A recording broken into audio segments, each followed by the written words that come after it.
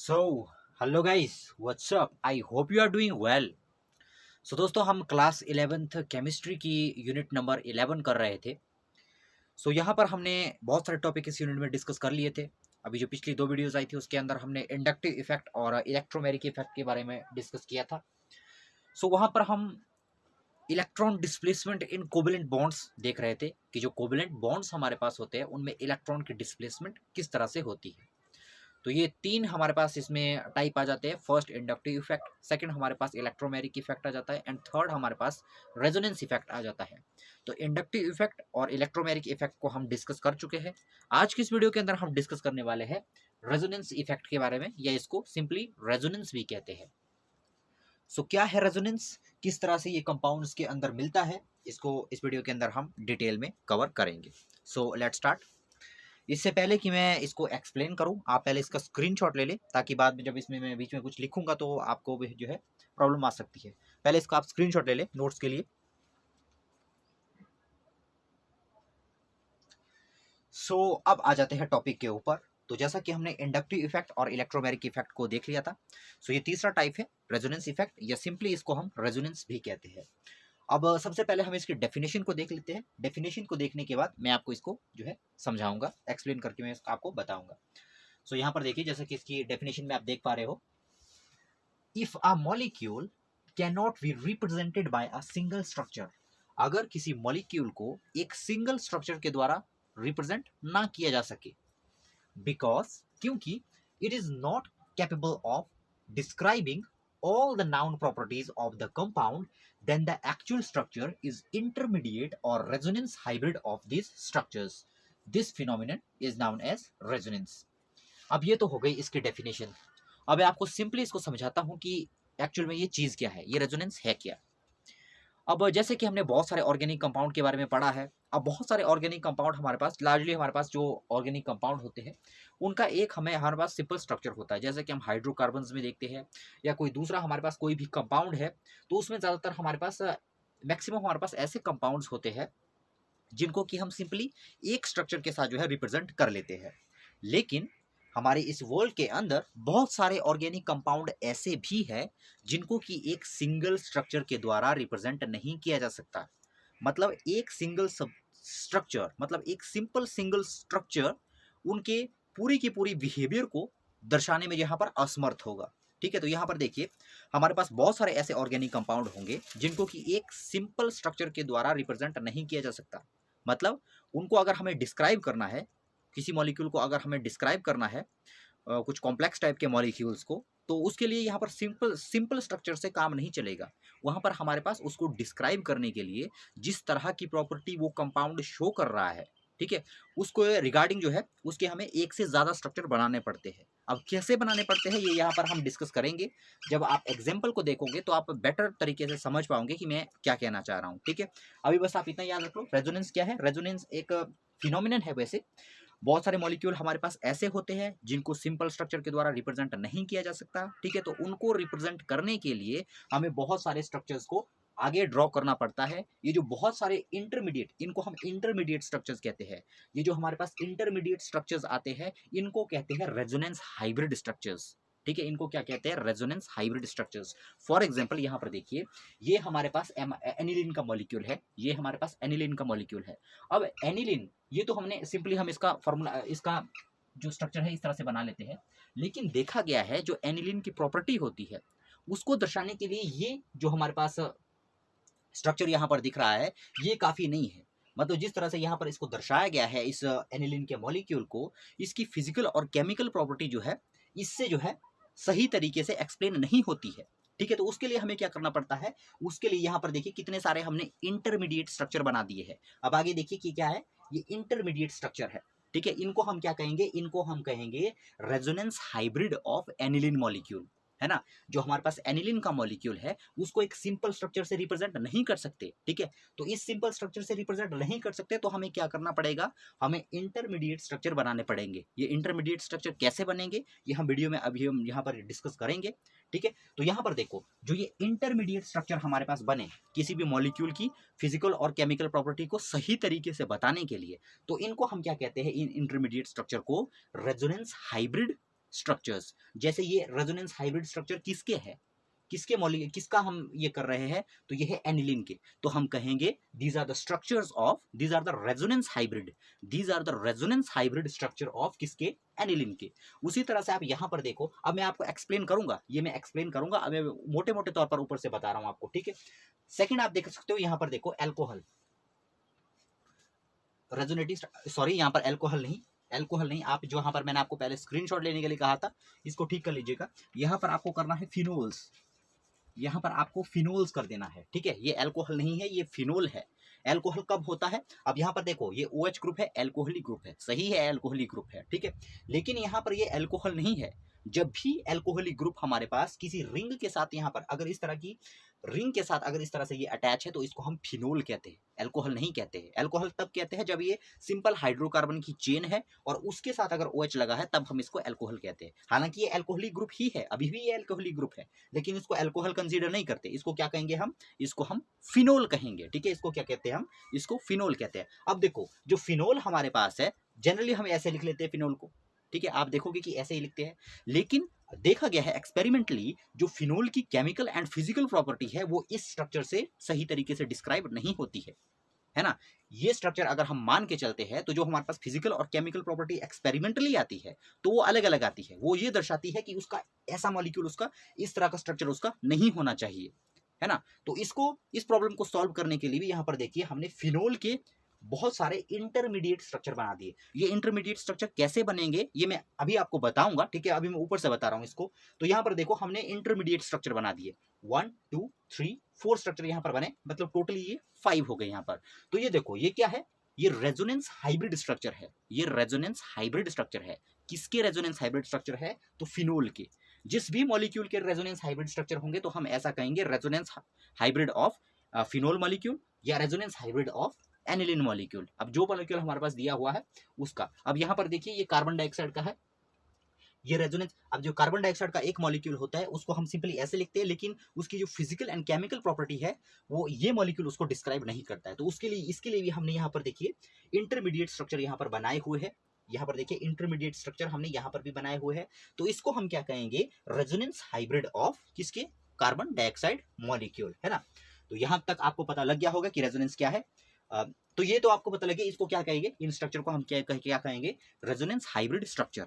यहां तक तो आपको पता लग गया कि ये क्या है, रेजोनेंस हाइब्रिड स्ट्रक्चर।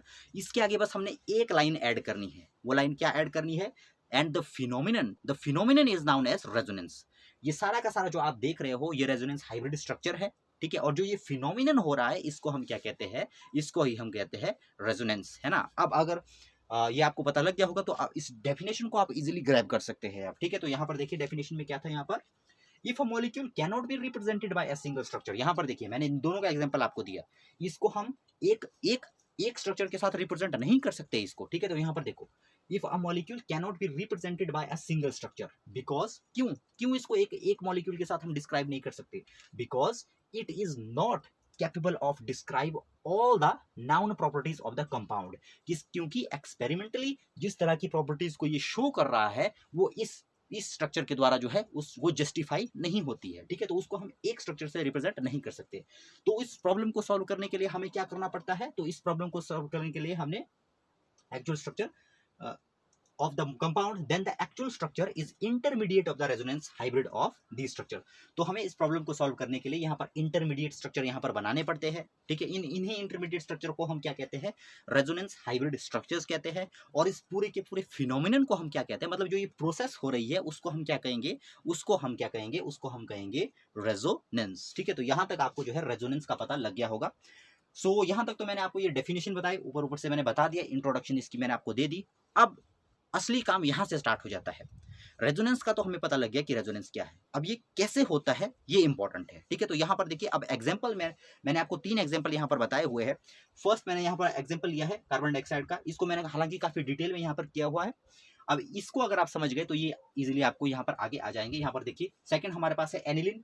यहाँ पर मैं आपको बताऊंगा कि जो इलेक्ट्रॉन घूमते हैं कैसे घूमते हैं। अब रेजोनेटिव स्ट्रक्चर मैंने ये तो आपको कह दिया कि सिंपल स्ट्रक्चर से रिप्रेजेंट नहीं कर सकते इसको, आगे इंटरमीडिएट स्ट्रक्चर बनेंगे, लेकिन ये कैसे बनेंगे ये इंपॉर्टेंट है, ठीक है। बहुत सारे बच्चे यहाँ पर कंफ्यूज हो जाते हैं, ठीक है। अब एक जगह भी यहाँ पर गड़बड़ पड़ गई तो ये पूरा का पूरा क्वेश्चन हमारा जो है खराब हो जाता है।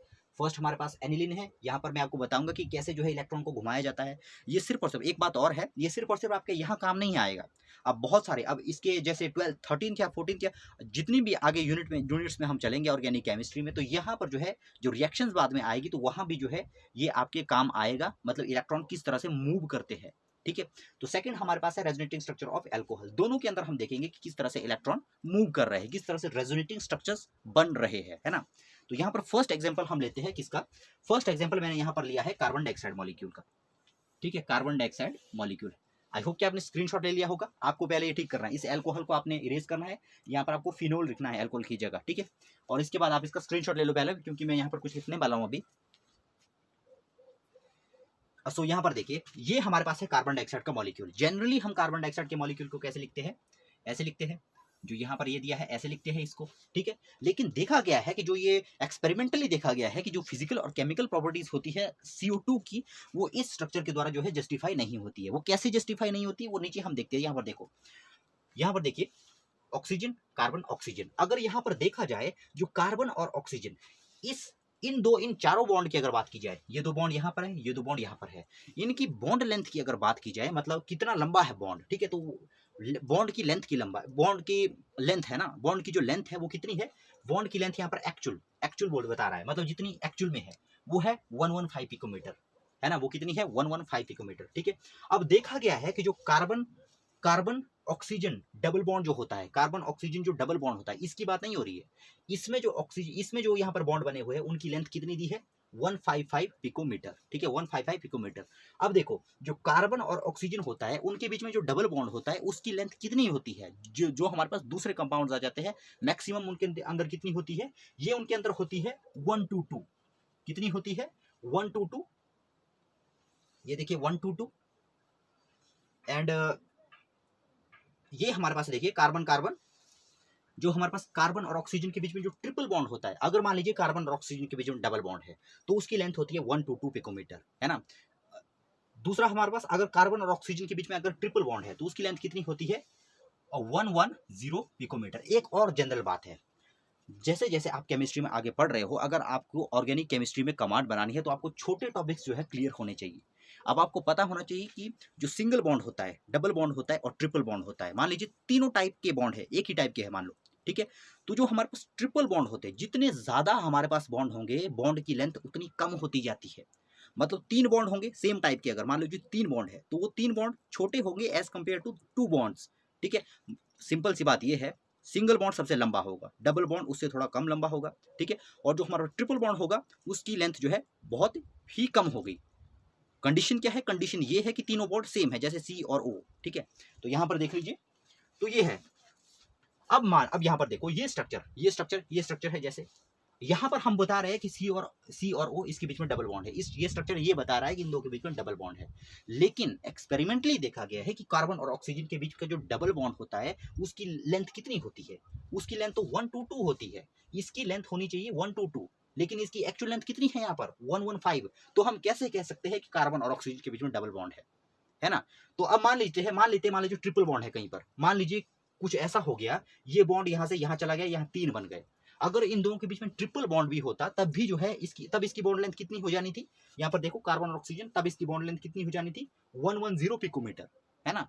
तो ये देखो 115 कहां पर आ रहा है, 115 कहां पर आ रहा है, डबल बॉन्ड और ट्रिपल बॉन्ड के बीच में आ रहा है। यहाँ पर देखो, ना तो ये 122 है, ना तो ये 122 है, ना तो ये 110 है, ये कितना है 115, मतलब इन दोनों के बीच का है, इंटरमीडिएट स्टेज है ये, है ना। तो यहाँ पर देखिए, अब स्ट्रक्चर में आप इसको इजीली समझ सकते हो। यहाँ पर देखिए, ये हमारे पास वो वाला स्ट्रक्चर है जो हमने लिया हुआ है। अब यहाँ पर देखो हमने क्या करना है, अब यहाँ पर इलेक्ट्रॉन शिफ्ट होते हैं।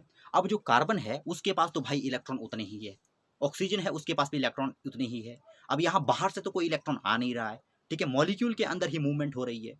तो सिंपल सी बात है, बारी बारी से दोनों के ऊपर कभी पॉजिटिव चार्ज आएगा, कभी नेगेटिव चार्ज आएगा। ठीक है, बारी बारी से गेम खेलेंगे ये, क्योंकि यहाँ पर कोई बाहर से इलेक्ट्रॉन तो आ नहीं रहा है या बाहर कोई इलेक्ट्रॉन जा नहीं रहा है, मॉलिक्यूल के अंदर ही, मतलब सिविल वॉर हम कह रहे हैं कि सिविल वॉर हो रहा है। ठीक है, मतलब गृह युद्ध चल रहा है इसके बीच में।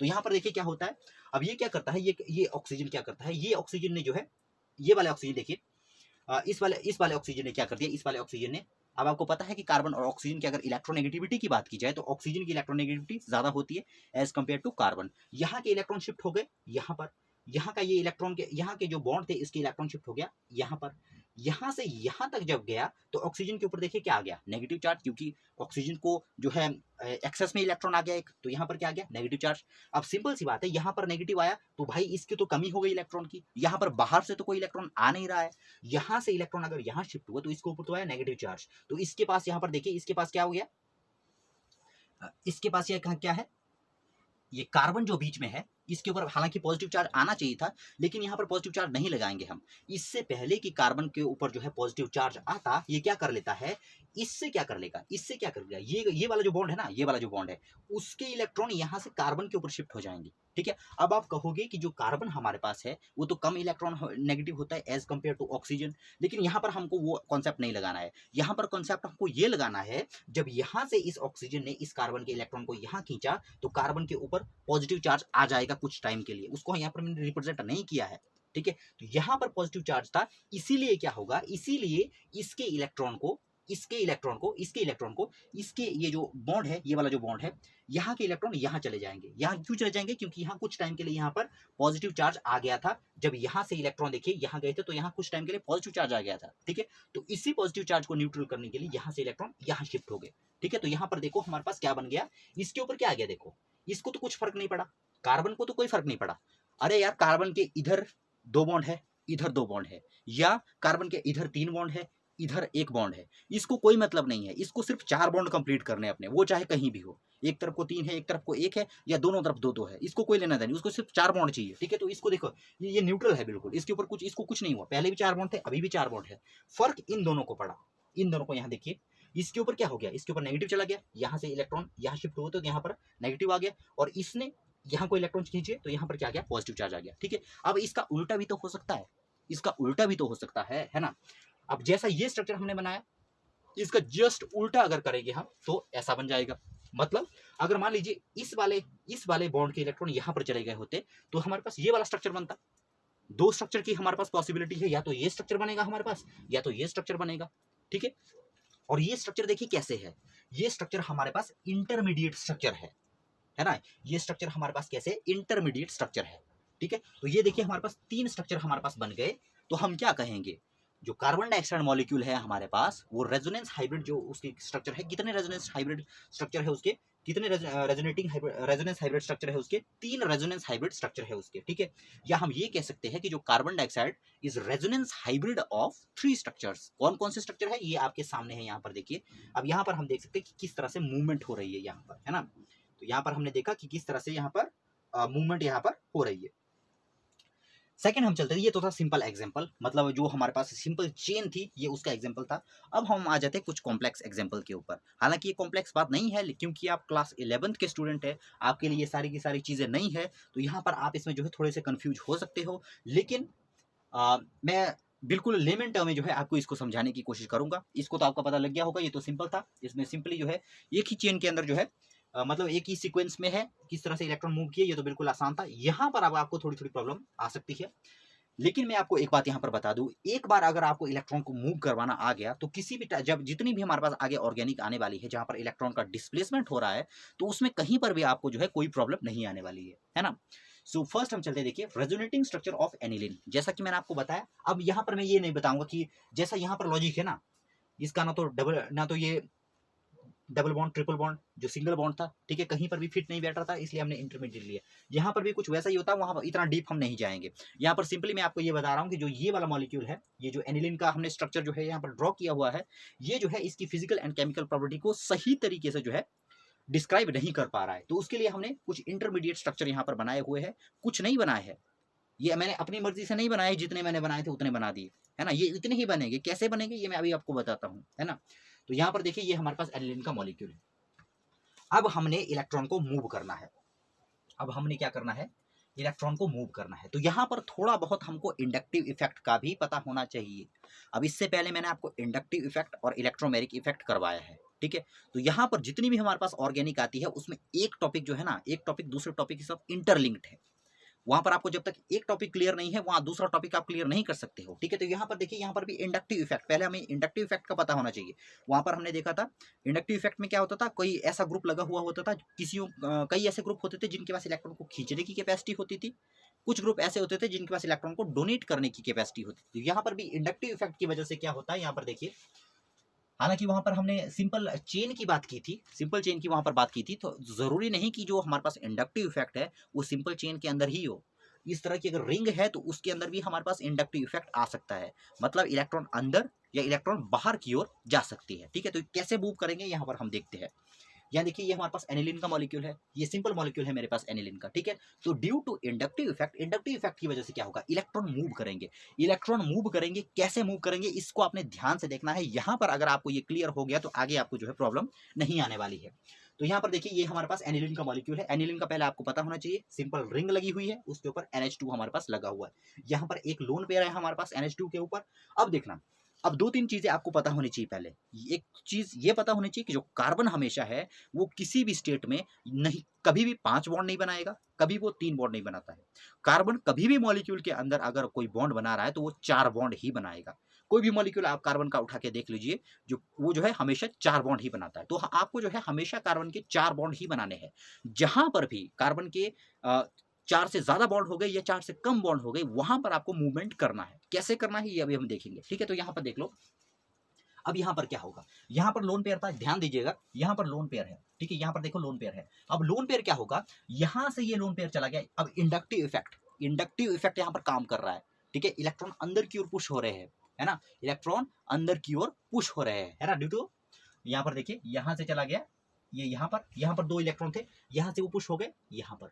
अब यहाँ पर ध्यान दीजिएगा, यहाँ से इलेक्ट्रॉन जब यहाँ गए, यहाँ से इलेक्ट्रॉन जब यहाँ गए तो यहाँ पर एक और बॉन्ड है। अब एक और बात, ये जो आपको रिंग दिख रही है, ये जो कोने है ना, ये जो कोने है, यहाँ पर आपने सी को कंसीडर करना है। यहाँ पर क्या है, यहाँ कार्बन है, यहाँ पर दर्शाया नहीं है मैंने। यहाँ पर क्या है, कहीं पर भी आप मान लीजिए इस तरह की कोई रिंग है या इस तरह की कोई रिंग है, किसी भी तरह की कोई भी रिंग आपके पास दी है इस तरह से, तो आपने वहां पर जो है कार्बन को जो है कंसीडर करना है कि वहां पर क्या है, वहां पर कार्बन है, ठीक है। तो यहाँ पर देखिए अब क्या है इसमें, अब यहाँ से चला गया इलेक्ट्रॉन यहाँ पर, ठीक है, यहाँ से चला गया एक इलेक्ट्रॉन, यहाँ से दोनों इलेक्ट्रॉन यहाँ से मूव हो गए यहाँ पर। अब जब यहाँ के इलेक्ट्रॉन यहाँ पर मूव हो गए तो यहाँ पर देखो कितने बॉन्ड है, एक एक्स्ट्रा बॉन्ड आ गया, ठीक है। यहाँ से जब यहाँ गया तो यहाँ पर क्या आ गया, एक एक्स्ट्रा बॉन्ड आ गया, ठीक है। अब एक्स्ट्रा बॉन्ड आ गया तो क्या हो गया, यहाँ पर देखो, यहाँ पर मैंने रिप्रेजेंट नहीं किया है, यहाँ से इलेक्ट्रॉन यहाँ शिफ्ट हुआ तो यहाँ कितने बन गए, एक बॉन्ड यहाँ पर बन जाएगा, ठीक है। तो अब काउंट कीजिए कितने बॉन्ड हो गए इसके पास, इस कार्बन के पास काउंट कीजिए कितने बॉन्ड है, पहले से कितने हैं इस कार्बन के पास, 1 2 3 4, चार बॉन्ड इसके पास पहले से थे। यहां से जब इलेक्ट्रॉन यहां मूव किए, मतलब 2 इलेक्ट्रॉन है मतलब बॉन्ड बनाएगा। यहां से जब ये यहां गए तो यहाँ तो 5 हो गए, मैंने आपको पहले ही कहा कार्बन के साथ हमेशा हमने ना तो 5 करने हैं ना तो 3 करने हैं, हमने पूरे 4 करने हैं, ठीक है। जब यहां से बॉन्ड यहां शिफ्ट हुआ, यहां बन गए 5 हमने बनाने नहीं है, 5 बनाने नहीं है, उसके लिए मुझे क्या करना पड़ेगा, उसके लिए मुझे यहाँ के इलेक्ट्रॉन को आगे शिफ्ट करना पड़ेगा, ठीक है। आगे शिफ्ट कर दिया तो क्या हो गया, यहां से देखो मैंने शिफ्ट कर दिया इस वाले कार्बन के ऊपर, ठीक है। अब यहां पर देखो इस तरह से, यहां पर जब ये इलेक्ट्रॉन यहां शिफ्ट किए तो यहां पर देखो नेगेटिव आ गया। अब ये नेगेटिव क्यों आया, अब यहां पर देखिए ये नेगेटिव क्यों आया, इसको हम देखते हैं जरा।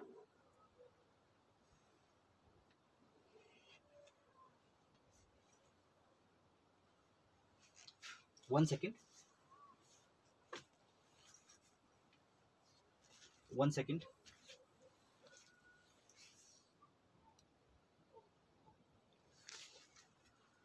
तो यहां पर अगर देखा जाए, जैसे यहाँ के इलेक्ट्रॉन यहाँ शिफ्ट हो गए तो यहाँ पर देखिए, यहाँ पर आ गया हमारे पास नेगेटिव चार्ज। तो ये नेगेटिव चार्ज क्यों आया, नेगेटिव चार्ज इसलिए आया, यहाँ पर देखिए, यहाँ पर एक बॉन्ड बना था, इस बॉन्ड को आप देख पा रहे हो, एक बॉन्ड बनता है, कैसे बनता है वो, जब इलेक्ट्रॉन आपस में, मतलब कोवेलेंट बॉन्ड कैसे बनता है, एक इलेक्ट्रॉन पहली एंटिटी देगी, दूसरा इलेक्ट्रॉन दूसरी एंटिटी देगी, और उसके बीच में एक एक इलेक्ट्रॉन को जोड़ के क्या बन जाएगा, बॉन्ड बन जाएगा, ठीक है। सिंगल बॉन्ड की मैं बात कर रहा हूँ। तो यहाँ पर देखो ये बॉन्ड जब बना हुआ था यहाँ पर, ये बॉन्ड कैसे बना होगा, ये जो कार्बन है और यहाँ का जो कार्बन है, उन्होंने एक एक इलेक्ट्रॉन जो है आपस में शेयर किए होंगे, तभी यहाँ पर बॉन्ड बना होगा।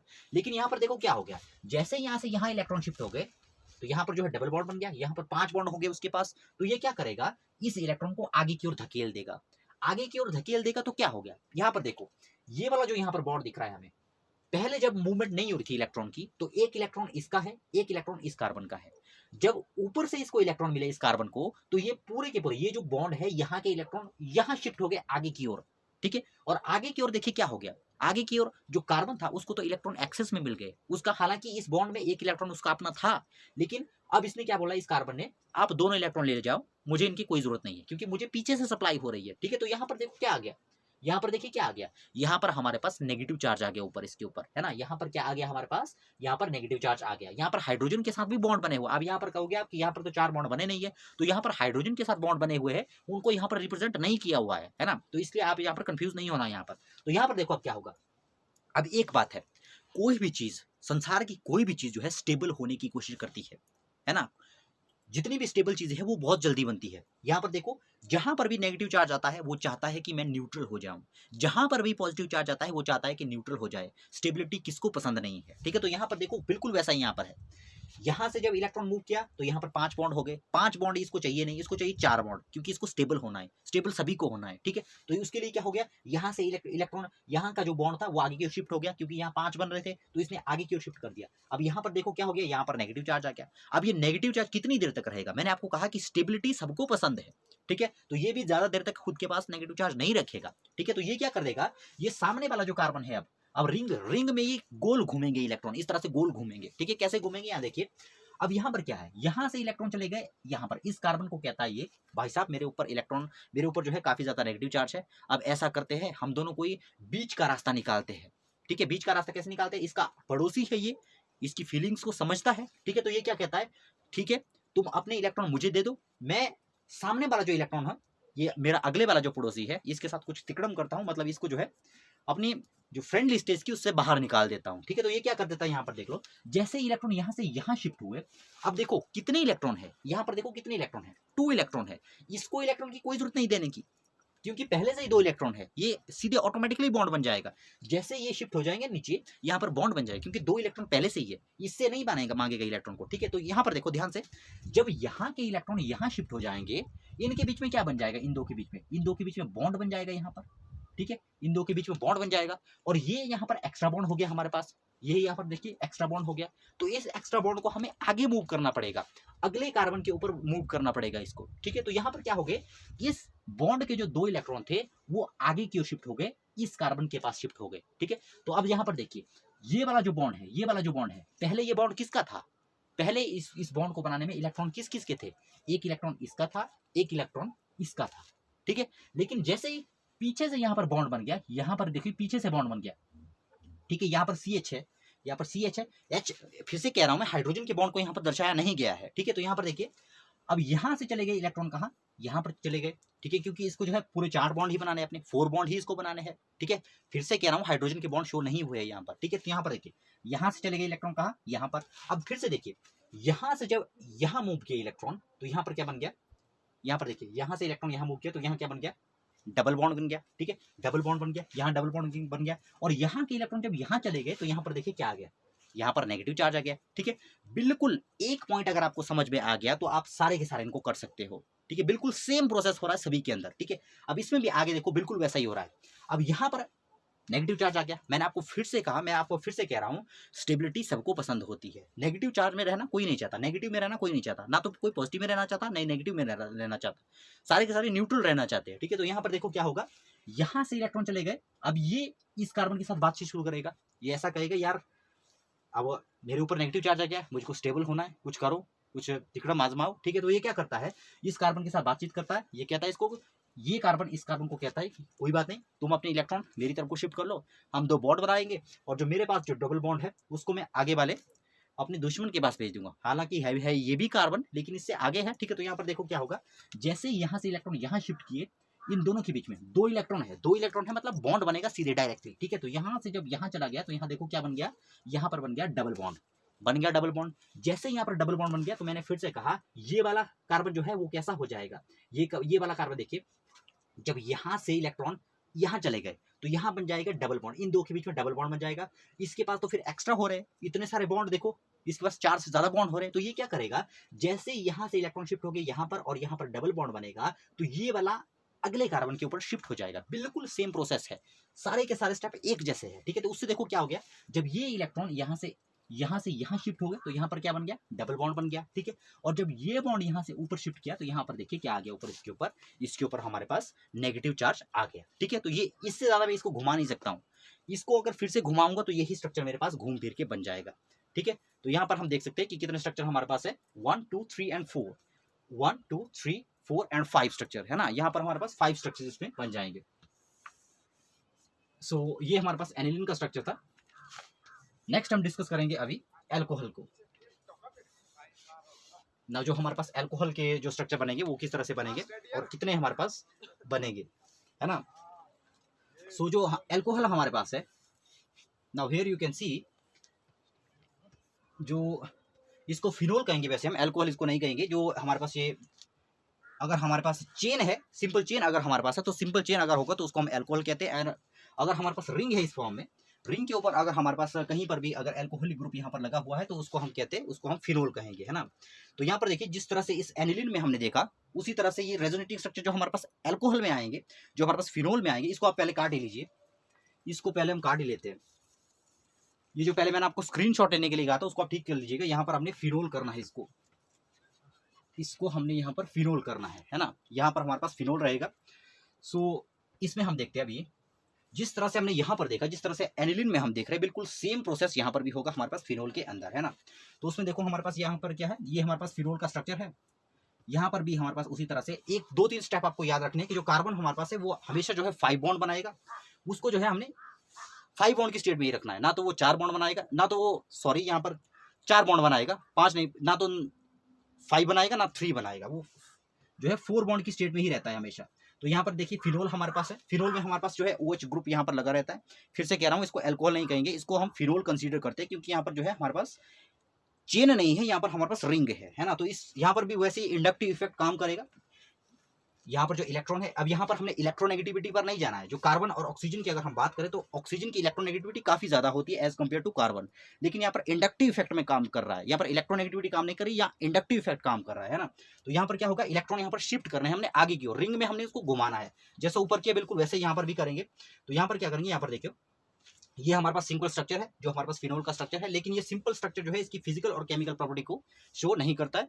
इसके लिए हमें जो है अलग अलग यहाँ पर रेजोनेटिंग स्ट्रक्चर्स को बनाना पड़ता है। तो यहाँ पर देखिए क्या होगा, यहाँ से इलेक्ट्रॉन जब आगे की ओर शिफ्ट करेंगे, यहाँ से इलेक्ट्रॉन जब यहाँ जा रहे हैं, जैसे ऊपर किया था बिल्कुल वैसे यहाँ पर भी करना है। जैसे यहाँ से इलेक्ट्रॉन जब आगे की ओर शिफ्ट किए, 2 इलेक्ट्रॉन यहाँ पर एक्सेस में आ गए, 2 इलेक्ट्रॉन आ गए, मतलब इस कार्बन को बॉन्ड फॉर्म में, अब जो यहाँ पर इन दो के बीच में जो बॉन्ड बनेगा उसके लिए यहाँ के कार्बन को जो है इलेक्ट्रॉन को देने की जरूरत नहीं है। जैसे यहाँ से यहाँ इलेक्ट्रॉन चले गए तो यहाँ पर क्या बन गया, यहाँ पर हमारे पास डबल बॉन्ड बन गया। जैसे यहाँ पर डबल बॉन्ड बन गया, यहाँ पर जो कार्बन है वो अनस्टेबल हो गया, उसके पास 4 से ज्यादा बॉन्ड हमारे पास बन गए। 4 से ज्यादा बॉन्ड बन गए तो वो एग्जिस्ट नहीं कर सकता है, उसको इलेक्ट्रॉन को जो है आगे शिफ्ट करना पड़ेगा, है ना। यहाँ से जैसे इलेक्ट्रॉन यहाँ चले गए तो यहाँ पर देखिए डबल बॉन्ड बन गए, यहाँ डबल बॉन्ड बन जाएगा, इनकी शिफ्टिंग के बाद यहाँ डबल बॉन्ड बन जाएगा। जैसे यहाँ पर डबल बॉन्ड बन गया तो ये यहाँ पर जो है ये कार्बन अनस्टेबल हो गया, है ना। इसको स्टेबल करने के लिए इलेक्ट्रॉन को आगे की ओर मूव करना पड़ेगा। इलेक्ट्रॉन को मूव कैसे मूव करेंगे, यहाँ से इलेक्ट्रॉन आगे चले गए, जैसे इलेक्ट्रॉन यहाँ से यहाँ चले गए तो यहाँ पर देखो क्या आ गया, यहाँ पर नेगेटिव चार्ज आ गया हमारे पास। अब मैं फिर से आपको कह रहा हूँ, जो हमारे पास जितने भी मॉलिक्यूल है वो सारे के सारे स्टेबल फॉर्म में रहना चाहते हैं, अनस्टेबल कोई नहीं रहना चाहता।